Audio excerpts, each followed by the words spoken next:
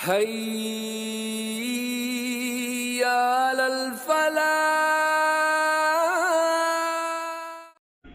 بسم اللہ الرحمن الرحیم. السلام علیکم ورحمۃ اللہ وبرکاتہ. اعوذ باللہ من الشیطان الرجیم. بسم اللہ الرحمن الرحیم. ان الذين اتخذوا العجل سينالهم غضب من ربهم وذلة في الحياة الدنيا وكذلك نجزي المفترين. والذين عملوا السيئات ثم تابوا من بعدها وآمنوا إن ربك من بعدها لغفور رحيم. ولما سكت عن موسى الغضب أخذ الألواح وفي نسختها هدى ورحمة للذين هم لربهم يرهبون. واختار موسى قومه 70 رجلا لميقاتنا فلما أخذتهم الرجفة قال رب لو شئت أهلكتهم من قبل وإياي أتهلكنا بما فعل السفهاء منا إن هي إلا فتنتك تضل بها من تشاء وتهدي من تشاء أنت ولينا فاغفر لنا وارحمنا وأنت خير الغافرين. واكتب لنا في هذه الدنيا حسنة وفي الآخرة إنا هدنا إليك قال عذابي أصيب به من أشاء ورحمتي وسعت كل شيء فسأكتبها للذين يتقون ويؤتون الزكاة والذين هم بآياتنا يؤمنون. الذين يتبعون الرسول النبي الأمي الذي يجدونه مكتوبا عندهم في التوراة والإنجيل يأمرهم بالمعروف وينهاهم عن المنكر ويحل لهم الطيبات ويحرم عليهم الخبائث ويدع عنهم إصرهم والأغلال التي كانت عليهم فالذين آمنوا به وعزروه ونصروه واتبعوا النور الذي أنزل معه أولئك هم المفلحون. آمنت بالله صدق الله العلي العظيم. اللهم صل على محمد وعلى آل محمد كما صليت على إبراهيم وعلى آل إبراهيم إنك حميد مجيد. اللهم بارك على محمد وعلى آل محمد كما باركت على إبراهيم وعلى آل إبراهيم إنك حميد مجيد. رب اشرح لي صدري ويسر لي أمري واحلل عقدة باللسان يفقه قولي. رب زدني علما رب زدنا علما رب زدنا علما نافعا. محترم و مکرم سامعین و سامعات، ناظرین و ناظرات، سورہ اعراف رکوع نمبر 19 اور آیت نمبر 152 سے آج درس ہوگا.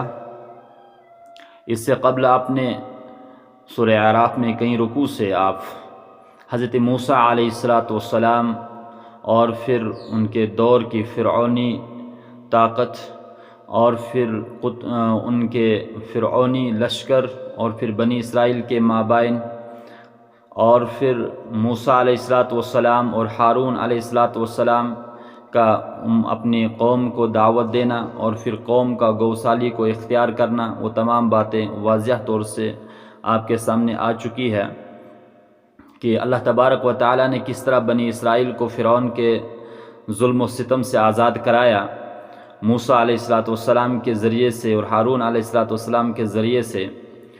لیکن پھر جب حضرت موسیٰ علیہ السلام کوہ طور پر اللہ تبارک و تعالیٰ سے ملاقات کرنے کے لیے چلے گئے تو پیچھے انہوں نے کس طرح سے جو ہے اللہ کی نافرمانی کی اور پھر شرک میں وہ مبتلا ہو گئے.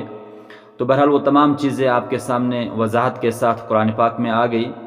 اسی سلسلے میں چند چیزیں اب سامنے آ رہی ہے، انہی کا مطالعہ ہم کریں گے، انہی کی تلاوت بھی ہم نے کی.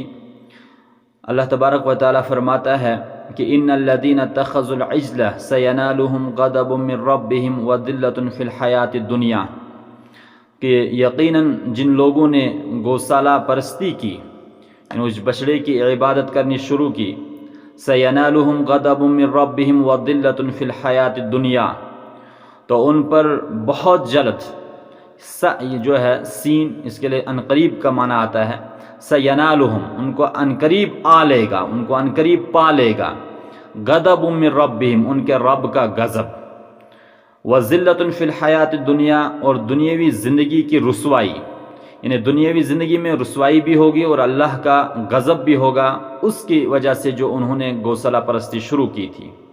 وَكَذَلِكَ نَجْزِي الْمُفْتَرِينَ، اور ہم اسی طرح جو ہے افتراء پردازوں کو سزا دیا کرتے ہیں، یعنی جو اللہ پر جھوٹ باندھتے ہیں اور پھر اللہ کے ساتھ شریک کر لیتے ہیں، ان کو ہم اسی طرح کی سزا دیتے ہیں، یعنی ان پر اللہ کا غضب بھی نازل ہوتا ہے اور دنیا میں رسوائی بھی ہوتی ہے۔ والذین عاملوا السیئات، اور جن لوگوں نے گناہ کے کام کیے، اب آپ ہمیشہ پڑھتے ہیں والذین عاملوا الصالحات، گویا کہ صالحات کی ضد سیئات ہے۔ والذین عاملوا السیئات، اب جن لوگوں نے گناہ کے کام کیے، ثم تابوا من بعدها، اور پھر اس کے بعد توبہ بھی کی، رجوع کیا، گناہوں سے معافی مانگی، وآمنوا، اور ایمان لائے، اب پکا یقین کر لیا، ان ربک من بعدها لغفور رحیم، تو یقیناً تیرا رب اس توبہ کے بعد مغفرت کرنے والا ہے اور رحم کرنے والا ہے۔ یعنی جنہوں نے توبہ کر لی تو ان کے لیے اللہ تعالیٰ غفور بھی ہے، رحیم بھی ہے۔ تو معلوم ہوا کہ توبہ سے ہر گناہ معاف ہو جاتا ہے، بشرطے کہ توبہ خالص ہو، توبۃ النصوحہ جسے کہا گیا ہے۔ اس میں یہ چیزیں آتی ہے، آپ نے بار بار سنا ہوگا دروس کے اندر۔ ایک تو پہلے گناہ پہ انسان کو ندامت ہو، شرمندگی کا احساس ہو، اور پھر یہ کہ دوبارہ اس کو نہ کرنے کا عزم ہو، دوبارہ توبہ کرنے کے بعد نہ کرنے کا عزم ہو، اور تیسرا یہ کہ اللہ تبارک و تعالیٰ کا پر پورا یقین ہو کہ وہ معاف کرنے والا ہے۔ یہ تین چیزیں جو ہے توبہ کے لیے ضروری ہے۔ اگر انسان جو ہے توبہ کرتا رہے اور پھر وہ گناہ بار بار کرتا رہے، بہرحال وہ توبہ نہیں مانی جائے گی۔ اور جب اس طرح کا معاملہ ہوا، اور جب انہوں نے حضرت موسیٰ علیہ السلام وہاں سے واپس آئے تھے، تو انہوں نے دیکھا کہ میری قوم نے جو ایک بچڑے کو معبود بنا لیا ہے اور اس کی عبادت اور اس کی پرستش کرنے لگے ہیں، جس سے میں ان کو روکتا رہا، اور اللہ تبارک و تعالیٰ نے ان کو ابھی فرعون کے ظلم و ستم سے نجات دی ہے، اور اس کے صلے میں یہ اللہ کے ساتھ شریک کر رہے ہیں۔ برحال حضرت موسیٰ علیہ السلام بہت غصہ ہو گئے تھے، جو آپ نے پیچھے قرآن پاک کی تفسیر میں پڑھا ہوگا کہ وہ بہت ہی وَلَمَّا رَجَعَ مُوسَىٰ إِلَىٰ قَوْمِهِ غَضْبَانَ أَسِفًا، وہ بہت ہی غصہ ہو گئے، اور پھر وہ جو تختیاں لائی تھی جن پر جو ہے اللہ تعالیٰ کے احکامات لکھے ہوئے تھے، وہ پھینک دی تھی۔ تو برحال اس کے بعد جب حضرت موسیٰ علیہ السلام کا غصہ ٹھنڈا ہوا تو پھر وہ تختیاں حضرت موسیٰ علیہ السلام نے لی۔ تو اس سلسلے میں آیت نمبر جو ہے 154 تلاوت کیجیے۔ وَلَمَّا سَكَتَ عَن مُوسَى الْغَضَبُ، اور جب حضرت موسیٰ علیہ السلام کا غصہ ٹھنڈا ہوا، سکتہ کا معنی ہوتا ہے خاموش ہو جانا۔ اب یہاں اردو میں ہم خاموش نہیں کہتے ہیں، اردو میں ہماری اصطلاح یہ آتی ہے کہ جب غصہ ٹھنڈا ہو گیا۔ وَلَمَّا سَكَتَ عَن مُوسَى الْغَضَبُ، اور جب موسیٰ علیہ السلام سے غصہ ٹھنڈا ہو گیا یا غصہ فروغ ہوا، أَخَذَ الْأَلْوَاحَ، تو ان تختیوں کو اٹھا لیا، ان تختوں کو لے لیا، وفی نسختہا، اور اس کے نسخے میں یا ان کے مضامین میں، ان تختیوں کے مضامین میں، ہدی و رحمہ، کیا کیا چیزیں تھیں؟ ہدایت اور رحمت تھی۔ کن لوگوں کے لیے؟ للذین ہم لربہم یرہبون، ان لوگوں کے لیے جو اپنے رب سے ڈرنے والے تھے، جو اپنے رب سے ڈر رہے ہیں، ان لوگوں کے لیے ان تختیوں کے اندر، ان کے اندر جو ہے رحمت بھی تھی اور ہدایت بھی تھی۔ یہ نسخہ جو ہے یہ اس اصل کو بھی کہتے ہیں جسے نقل کیا جائے، اس اصل کو کہا جاتا ہے جسے نقل کیا جائے، اور نقل شدہ کو بھی نسخہ کہہ دیا جاتا ہے۔ بہرحال یہاں نسخے سے مراد تو وہ اصل وہ تختیاں ہیں جن پر تورات لکھی گئی تھی، تو وہ جو ہے حضرت موسیٰ علیہ السلام نے لی تھی، تو اس میں ہدایت ہے، رحمت ہے، احکامات کیونکہ اللہ کی شریعت اس میں تھی، تو بہرحال وہ ہدایتی ہوگی اور رحمت ہے۔ اور وہ ان لوگوں کے لیے للذین ہم لربہم یرہبون، جو اپنے رب سے ڈرتے ہیں۔ حالانکہ اللہ کی ہدایت اور اللہ کی شریعت تمام لوگوں کے لیے ہوتی ہے، لیکن خاص وہ لوگ اس سے استفادہ کرتے ہیں جو اللہ سے ڈرنے والے ہوتے ہیں، اور یہ سلسلہ شروع میں بھی آ گیا ہے، الف لام میم ذالک الکتاب لا ریب فیہ ھدی للمتقین، یہ جو کتاب ہے جس میں کوئی شک و شبہ نہیں ہے، قرآن کے سلسلے میں بھی آیا ہے، یہ ہدایت ہے، لیکن کن کے لیے؟ للمتقین، متقیوں کے لیے، پرہیزگاروں کے لیے، ڈرنے والوں کے لیے۔ تو وہی یہاں پہ بھی ہے، ہم لربہم یرہبون، ان لوگوں کے لیے جو اپنے رب سے ڈرتے ہیں۔ ورنہ تورات جو ہے وہ بھی جو ہے قرآن کی طرح انہی لوگوں کے لیے ہدایت اور رحمت سب کے لیے تھی، لیکن اس میں بنی اسرائیل میں وہی لوگ اس سے استفادہ کر سکتے تھے جن کے اندر ڈرنے کی صفت تھی۔ اس کے بعد آیت نمبر 155، وَاخْتَارَ مُوسَىٰ قَوْمَهُ 70 رَجُلًا لِمِيقَاتِنَا، اور موسیٰ علیہ السلام نے 70 آدمی اپنی قوم میں سے، اپنی قوم کے 70 آدمیوں کو ہمارے متعین وقت کے لیے منتخب کیا۔ فلما اخذتهم الرجفہ، سو جب ان کو زلزلے نے آ پکڑا، قال، تو موسیٰ علیہ السلام نے فرمایا، ربی، اے میرے رب، لو شئت اہلکتہم من قبل و ایا، اے میرے پروردگار، اگر تجھ کو یہ منظور ہوتا، اگر تجھ چاہتا تو اس سے قبل ہی ان کو بھی اور مجھ کو بھی ہلاک کر دیتا۔ اتہلکنا بما فعل السفہاء منا، اے اللہ کیا تو ہمیں ہلاک کر دے گا چند بیوقوفوں اور چند نادانوں کی حرکت کی وجہ سے ہمیں ہلاک کر دو گے؟ ان ہی الا فتنتک، حالانکہ یہ واقعہ محض تیری طرف سے ایک امتحان ہے۔ پہلے میں ترجمہ آپ کو بتاتا ہوں۔ ان ہی الا فتنتک، وہ تو محض یہ واقعہ محض تیری طرف سے ایک امتحان ہے۔ تضل بها من تشاء وتهدی من تشاء، اور تو ایسے امتحان سے جسے چاہے گمراہ کرتا ہے اور جسے چاہے ہدایت دیتا ہے۔ انت ولینا، تو ہی ہمارا کارساز ہے۔ فاغفر لنا، تو ہمیں بخش دے۔ ورحمنا، اور ہم پر رحم فرما۔ وانت خیر الغافرین، اور تو سب معافی دینے والوں سے زیادہ اچھا ہے، یعنی سب سے زیادہ بہتر معاف کرنے والا ہے۔ اس آیت میں حضرت موسیٰ علیہ السلام نے اپنے قوم کے 70 آدمیوں کو اپنے ساتھ لیا۔ تو یہ 70 آدمی کون تھے اور کس لیے؟ حضرت موسیٰ علیہ السلام نے اپنی قوم کے جو 70 آدمی چنے تو انہیں کوہ طور پر لے گئے تھے، جہاں بطور عذاب انہیں ہلاک کر دیا گیا یا انہیں تنبیہ کر دی گئی، جس پر حضرت موسیٰ علیہ السلام نے یہ تمام چیزیں کہی۔ لیکن اب یہ بنی اسرائیل کے یہ 70 آدمی کون تھے؟ تو اس میں مفسرین کا جو ہے اختلاف ہے، بہت سارے مفسرین نے بہت ساری آراء دی ہیں، اس میں ہمیں جانے کی ضرورت نہیں ہے۔ جیسے کہ ایک رائے یہ ہے کہ حضرت موسیٰ علیہ السلام نے تورات کے احکام انہیں سنائے تو انہوں نے کہا ہم کیسے یقین کریں گے کہ کتاب واقعی اللہ تبارک و تعالیٰ کی طرف سے نازل شدہ ہے؟ تو ہم تو جب تک خود اللہ کو نہ دیکھ لیں گے اور تب تک ہم نہیں مانیں گے، جیسے سورہ بقرہ میں بھی آپ نے پڑھا ہے، لن نؤمن حتى نرى الله جہرة فاخذتهم الصاعقہ، تو وہاں پہ بھی اللہ تبارک و تعالیٰ کے عذاب نے انہیں پکڑ لیا۔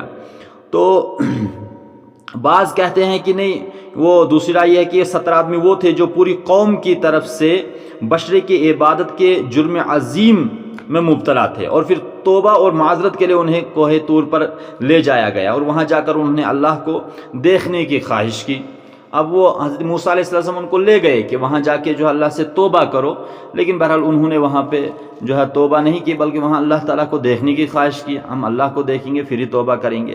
اور بھی بہت ساری آراء ہیں، لیکن بہرحال یہ دوسری رائے جو ہے وہ اکثر مفسرین نے لی ہے کہ یہ وہ لوگ تھے جنہوں نے جو ہے جب انہوں نے وہ گوسلہ پرستی شروع کی، ایک بشرے کی عبادت کرنی شروع کی، تو حضرت موسیٰ علیہ السلام نے ان میں سے چنیدہ اشخاص کو لے کر وہاں کوہ طور پر چلے گئے تاکہ وہاں وہ توبہ و استغفار کرے، لیکن انہوں نے وہاں اللہ تبارک و تعالیٰ کو دیکھنے کی خواہش کی کہ ہم ایسے کیسے دیکھ لیں گے، یا یہ کہ انہوں نے کہا کہ یہ تختیاں جو ہے یہ کس کی؟ اللہ حضرت موسیٰ نے کہا اللہ تبارک و تعالیٰ کی ہے، تو انہوں نے کہا کہ نہیں، ہم کیسے یقین کر لیں گے؟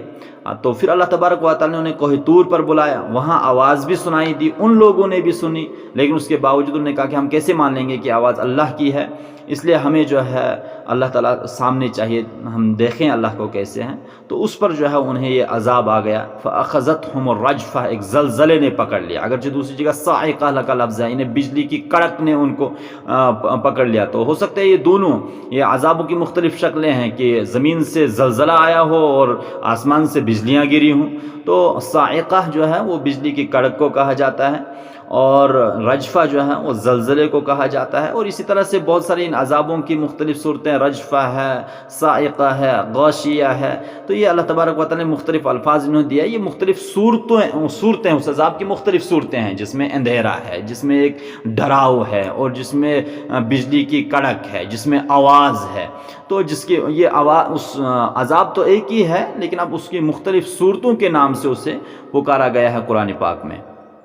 تو بہرحال تو اس طرح سے وہ ہلاک ہو گئے۔ تو اب جو ہی عذاب آیا اور وہ مار دیے گئے تو حضرت موسیٰ علیہ السلام فوراً اللہ کے دربار کی طرف اٹھے، کیونکہ مومن ایک نبی کا بھی اور مومنین کی بھی شان یہی ہے کہ جب اللہ کا کبھی عذاب آتا ہے تو اللہ کی طرف رجوع کرتے ہیں۔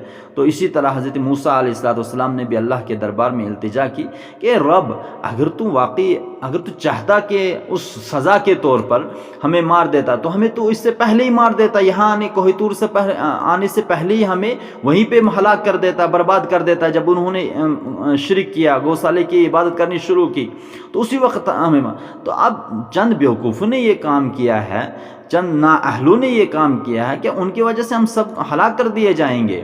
یہ تو ایک آزمائش ہی مانیں گے کہ آزمائش آ جاتی ہے اہل ایمان کے سامنے، تو پھر اس آزمائش میں کون اترتا ہے؟ جس کا ایمان پختہ ہوتا ہے، تو بہرحال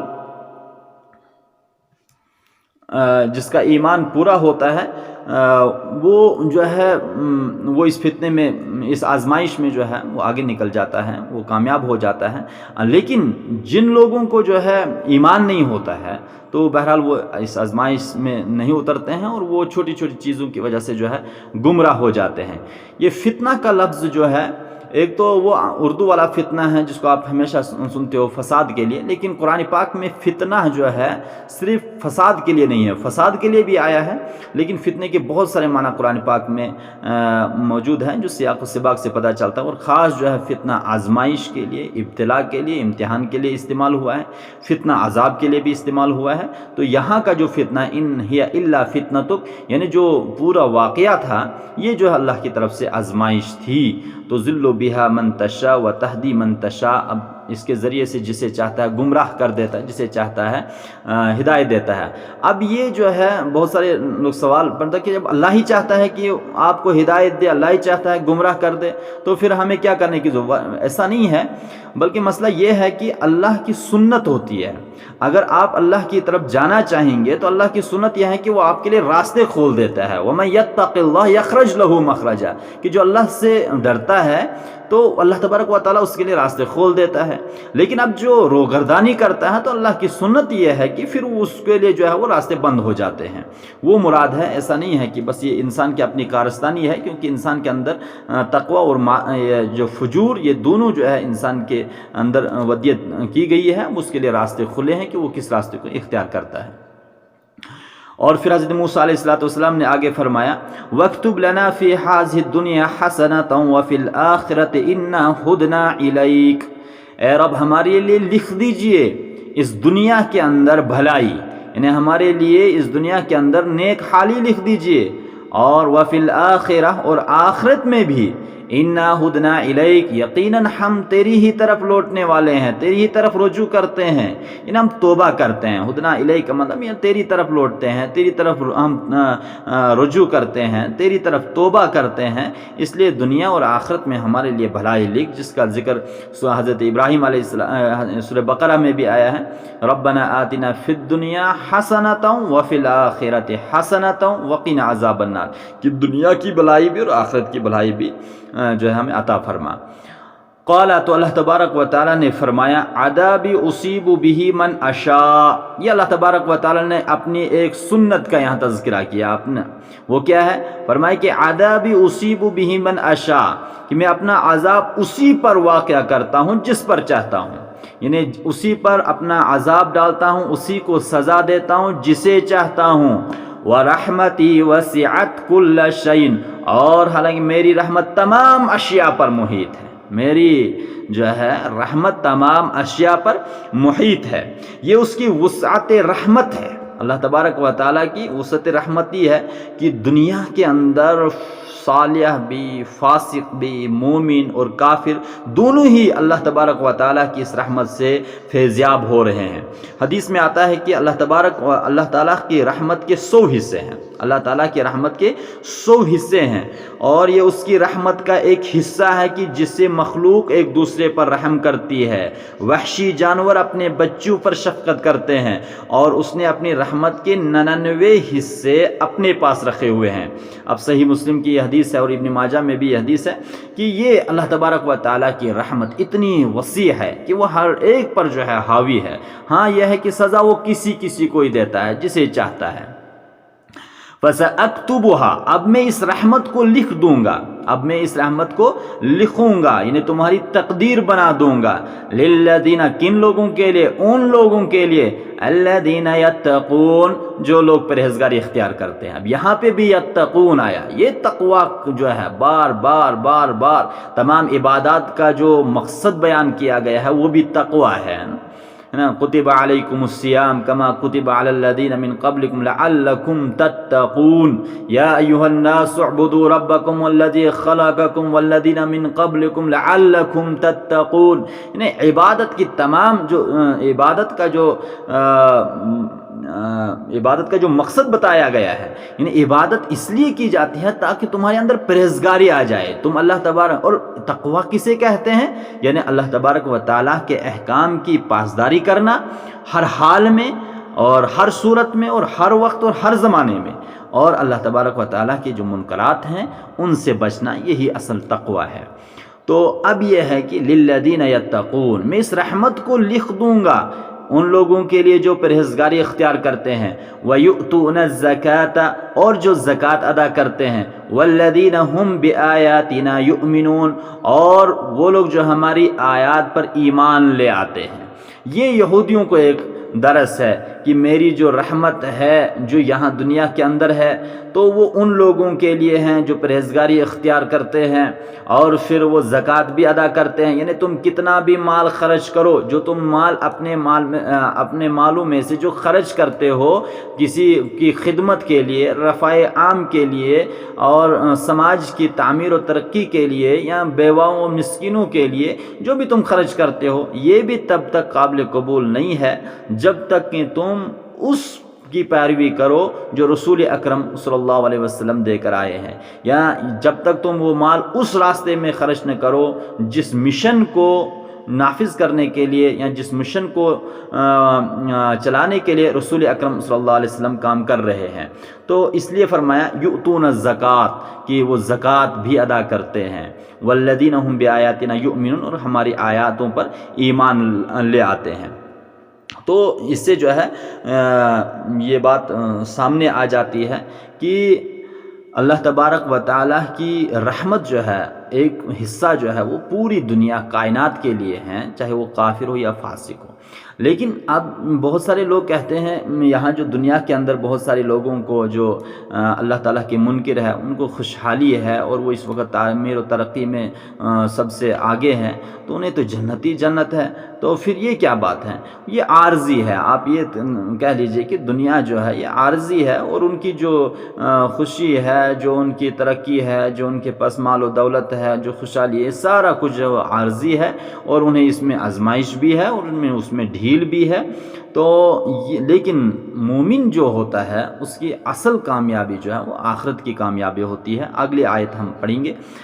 اب آگے جو ہے اب انہیں دعوت دی جاتی ہے کہ یہ جو تمام چیزیں ہیں جو حضرت موسیٰ علیہ السلام کے ساتھ ہوئی، پھر ان کو مکمل تاریخ ان کے سامنے بیان کی گئی کہ دیکھیں رسول اکرم صلی اللہ علیہ وسلم واقعی ایک ایسے رسول ہیں جسے تم امی کہتے ہو، جسے تم امی کہتے ہو کہ یہ جانتے کچھ بھی نہیں ہے، اور اپنے آپ کو جو ہے بڑے تیسمار خان سمجھتے ہو کہ یہ تمہاری تاریخ بیان کر رہا ہے، اور ان کے الفاظ سے پوری تاریخ ان کے سامنے بیان کی گئی، بنو اسرائیل یہودیوں کے سامنے بیان کی گئی، حضرت موسیٰ علیہ السلام کی حقیقت بیان کی گئی، اور پھر کہا گیا کہ اصل جو ہے اصل کامیابی کیا تھی، اصل احکام کیا تھے تورات میں اور انجیل میں، وہ تمام کچھ انہیں بیان کر دیا گیا. اور پھر آخر میں انہیں دعوت سخن دیا گیا کہ اگر تم اب کامیابی چاہتے ہو تو وہ صرف اور صرف رسول اکرم صلی اللہ علیہ وسلم کے لائی ہوئی شریعت کے مطابق ہی تم جو ہے اپنی کامیابی حاصل کر سکتے ہو، چاہے وہ دنیاوی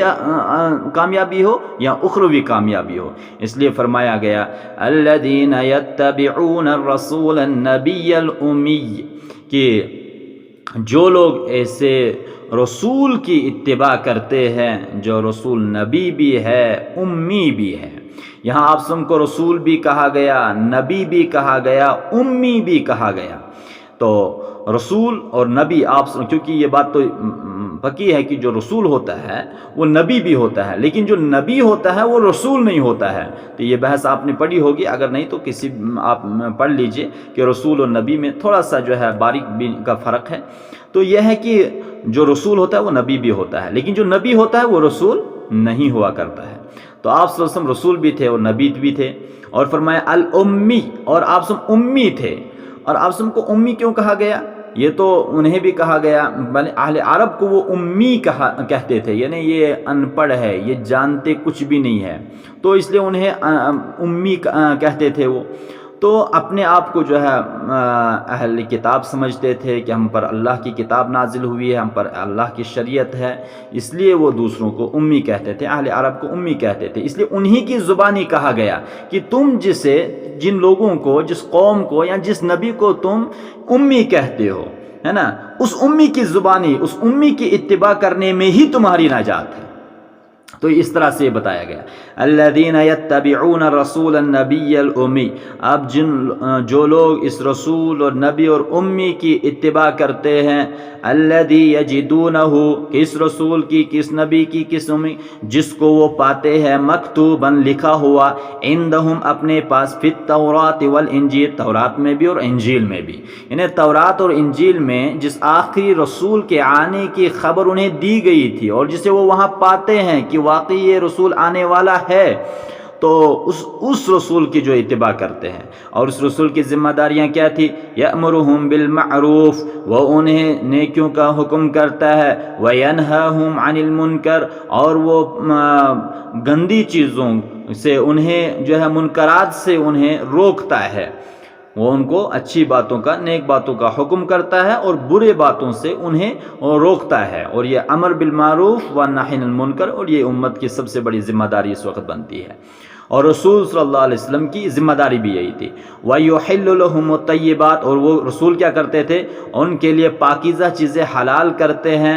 وَيُحَرِّمُ عَلَيْهِمُ الْخَبَائِثَ، اور گندی چیزوں کو، خبیث چیزوں کو، غلیظ چیزوں کو ان پر حرام قرار دیتے ہیں.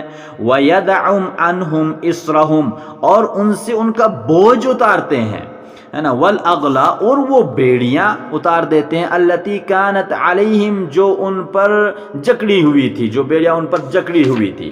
اب یہ جو ہے یہ بوجھ اور یہ طوق کیا تھے جو ان پر جکڑے ہوئے تھے، اور جو جس سے رسول اکرم صلی اللہ علیہ وسلم نے انہیں آزادی فرمائی. تو یہ سب وہ چیزیں ہیں جو پچھلی شریعت میں تھے. مثلا بہت سارا ان کے احکامات بڑے سخت تھے، یعنی نفس کے بدلے نفس کا قتل کرنا ضروری تھا، ہے نا. ہمارے یہاں دیت بھی رکھی گئی اور معافی کا معافی کا آپشن بھی رکھا گیا کہ آپ معاف بھی کر سکتے ہو، لیکن وہاں تو مارنا ہی مارنا تھا قصاص میں. یا اسی طرح جس کپڑے پر نجاست لگ جاتی تو اس کا کاٹنا ضروری تھا، یعنی اگر آپ کو پیشاب لگ جاتا کپڑے تو اس کا کاٹنا ضروری تھا، تو شریعت اسلامی نے اسے دھونے کا حکم دیا. اسی طرح جو ہے یہ تمام چیزیں تھیں. تو رسول اکرم صلی اللہ علیہ وسلم نے فرمایا کہ مجھے آسان دین حنیفی کے ساتھ بھیجا گیا ہے، مجھے آسان دین حنیف کے ساتھ بھیجا گیا ہے. تو بہرحال یہ تمام چیزیں تھیں جس کی وجہ سے رسول اکرم صلی اللہ علیہ وسلم سے ان کے بوجھ جو ہے اتار دیے. اور پھر اور بھی بہت ساری چیزیں تھیں. نمبر ایک یہ کہ ان کے جو فقہا تھے، رہبان تھے، انہوں نے بہت ساری فقہی موشگافیاں کی تھی، اس کی وجہ سے انہوں نے ان پر بہت سارے بوجھ ڈالے ہوئے تھے. اور اسی طرح جو ان کے رہبان تھے، جو زاہد وغیرہ تھے، روحانی پیشوا تھے، انہوں نے جو ہے اپنے تورع میں مبالغہ کی وجہ سے، اپنے تقوی میں مبالغہ آمیزیوں کی وجہ سے ان پر جو ہے بڑی سختیاں کی تھی. تو اس طرح سے یہ تمام بوجھ ان پر تھے، ان قوموں پر تھے، یہود و نصارہ پر تھے. لیکن رسول اکرم صلی اللہ علیہ وسلم نے بہت ہی آسان دین پیش کر کے جو ہے وہ تمام بوجھ اور یہ تمام جو سخت احکامات تھے ان سے جو ہے وہ دور کیے. یہ رسول اکرم صلی اللہ علیہ وسلم ہے جس کی اتباع کرتے ہیں اور یہی لوگ کامیاب ہوں گے. پھر فرمایا آگے فالذین آمنوا بہ، بس جو لوگ اس پر ایمان لے آئیں گے، یعنی اسے مانیں گے، اور وعزروہ، اور اس کی تعظیم بھی کریں گے، یعنی نبی پر ایمان لائیں گے، وعزروہ، اور اس کی حمایت بھی کریں گے یا تعظیم بھی کریں گے، ونصروہ، اور اس کے مشن میں اس کی مدد بھی کریں گے، اس کے مشن میں اس کی مدد بھی کریں گے. یہ وہی مدد ہے جو حضرت عیسیٰ علیہ السلام نے فرمایا تھا، من انصاری الی اللہ، کہ اللہ کے اس مشن میں میرا مددگار کون ہے. تو یہی وہ ہے کہ جو اس کے مشن میں اس کی مدد کریں گے. واتبعوا النور، اور اس نور کی اتباع کریں گے، الذی انزل معہ، جو اس کے ساتھ بھیجا گیا ہے. اب یہاں نور سے مراد جو ہے وہ قرآن ہے، یعنی قرآن کو نور کہا گیا ہے. اور اس نور کی اتباع کریں گے جو ان کے ساتھ نازل کیا گیا ہے. یہ چار چیزیں جو ہے یہ کامیابی کی شرط پائی گئی. ایک تو آپ صلی اللہ علیہ وسلم پر ایمان لانا کہ آپ سم آخری رسول ہے اور آپ ہی کی شریعت جو ہے ہمارے لیے نجات کا ذریعہ ہے، اور آپ آخری نبی، آپ کے بعد کوئی نبی آنے والا نہیں ہے. اور پھر آپ کی تعظیم بھی کی، آپ کی عزت بھی کی، اور پھر ونصروہ، اور پھر آپ کے مشن میں آپ کی حمایت بھی کی. اور پھر جو قرآن لے کر آپ صلی اللہ علیہ وسلم آئے، یعنی یہ قرآن جو ہمارے سامنے، اس کی اتباع کی، اس کی ہر آیت کی اتباع کی، تو فَأُولَئِكَ هُمُ الْمُفْلِحُونَ، تو ایسے لوگ جو ہے پوری فلاح پانے والے ہیں. کامیاب لوگ یہی ہیں جو اس طرح کی یہ چار باتوں کا خیال رکھیں گے. نہ کہ ایسا کہ جیسے کہ یہودی کہتے ہیں کہ ہم کامیاب ہونے والے ہیں، اگر تورات اور زبور پر آپ ایمان لے آئیں گے یا انجیل پر ایمان لے آئیں گے تو آپ کامیاب ہوں گے. لیکن نہیں، اب وہ اصول ختم ہو گیا. اب جو ہے نجات کا واحد ذریعہ رسول اکرم صلی اللہ علیہ وسلم کی اتباع ہے، آپ صلی اللہ علیہ وسلم کے مشن کی حمایت ہے، آپ صلی اللہ علیہ وسلم کی تعظیم ہے، اور آپ صلی اللہ علیہ وسلم جو وحی لے کر آئے ہیں، یعنی قرآن لے کر آئے ہیں، اس کی اتباع ہے. یہ لوگ کامیاب ہونے والے یہی لوگ ہیں. اور پھر فرمایا کہ بلکہ کامیابی نہیں، دوسری آیت میں فرمایا کہ یہ اللہ کے محبوب کا ہونے کا دعویٰ جو یہود و نصارہ کرتے ہیں، نہیں، آپ رسول اکرم صلی اللہ علیہ وسلم کی اتباع میں ہی جو ہے وہی چیز اللہ کے محبوب ہونے کے لیے بھی شرط ہے. جیسے کہ کہا گیا قل ان کنتم تحبون اللہ فاتبعونی یحببکم اللہ، اگر تم واقعی جو ہے اللہ سے محبت کرنا چاہتے ہو تو میری اتباع کرو. یعنی اگر آپ اللہ کے محبوب بننا چاہو گے تو رسول اکرم صلی اللہ علیہ وسلم کی اتباع اور اطاعت، اور آپ سب کو آخری نبی اور آخری رسول ماننا جو ہے ضروری ہے. اس کے بغیر آپ فلاح نہیں پا سکیں گے، اس کے بغیر آپ کی کوئی نیکی جو ہے اللہ کے یہاں قابل قبول نہیں ہوگی. تو اس طرح سے جو ہے یہ آخری جو آیت ہے فالذین، آخری آیت کا جو دو ٹکڑے ہیں، ایک میں رسول اکرم صلی اللہ علیہ وسلم کا بعثت کا مقصد بتایا گیا، اور وہ امت کا بھی مقصد ہے کہ وہ یہ کہ امر بالمعروف و ینہی عن المنکر، امر بالمعروف و نہی عن المنکر. اور دوسری چیز جو ہے آپ وسلم شریعت سازی بھی کرتے ہیں، اور لیکن رسول اکرم صلی اللہ علیہ وسلم وہی شریعت سازی کرتے تھے جس کا اللہ تبارک و تعالیٰ انہیں حکم دیا کرتے تھے. خود سے آپ صلی اللہ علیہ وسلم کوئی شریعت سازی نہیں کیا کرتے تھے، کیونکہ آپ صلی اللہ علیہ وسلم جو بھی کلام فرماتے تھے وہ وحی الہی ہوا کرتا تھا، کوئی وحی مطلوع کی صورت میں اور کوئی وحی غیر مطلوع کی صورت میں. لیکن آپ صلی اللہ علیہ وسلم کو شریعت سازی، آپ سب خود سے شریعت سازی نہیں کرتے تھے. اس لیے آج کل کے کسی انسان کو بھی شریعت میں دخل اندازی کرنے کی ضرورت نہیں ہے، یا شریعت ساز بننے کی. آپ موبائل یہ اپنے مقبول صاحب آپ اپنی مائک بند رکھیں. تو اسی طرح جو ہے کسی کو شریعت ساز بننے کی ضرورت نہیں ہے، تو بلکہ شریعت جو ہے جو اللہ کی طرف سے ہے بس وہی شریعت ہے، اس میں کسی کو دخل اندازی کی ضرورت نہیں ہے۔ اور آخری جو آیتیں ہیں فالذین آمنوا بہ وعزروہ ونصروا واتبعوا النور الذی، اس میں آپ کو ایک رائے دوں گا کہ اس کے سلسلے میں ہمارے ڈاکٹر اسرار احمد علیہ رحمہ کی ایک کتاب جو ہے کہ رسول اکرم صلی اللہ علیہ وسلم سے ہمارے تعلق کی بنیادیں کی بنیادیں، تو اس میں جو ہے آپ ان چیزوں کو اس میں پڑھ لیجئے، انشاءاللہ آپ کو بہت زیادہ فائدہ ہوگا کہ وآمنوا بہ وعزروہ ونصروہ واتبعوا النور الذی انزل معہ اولئک هم المفلحون۔ میں آپ سے امید کروں گا کہ آپ جو ہے اس کتابچہ کو تلاش کریں گے ڈاکٹر اسرار علیہ رحمہ کی، اور اس کا جو ہے مطالعہ بھی کریں گے۔ اللہ تبارک و تعالیٰ سے دعا کریں کہ اللہ تبارک و تعالیٰ ہمیں جو ہے شریعت پر عمل کرنے کی توفیق عطا فرمائے، رسول اکرم صلی اللہ علیہ وسلم کے مشن کے ساتھ، اور اس مشن میں جو ہے ہمیں بھی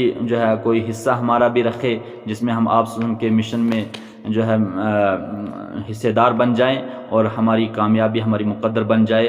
اقول قولی ھذا واستغفر اللہ لی ولکم اجمعین۔ اللہ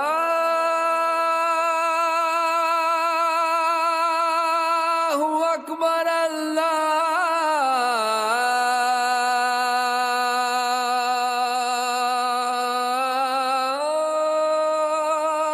اکبر۔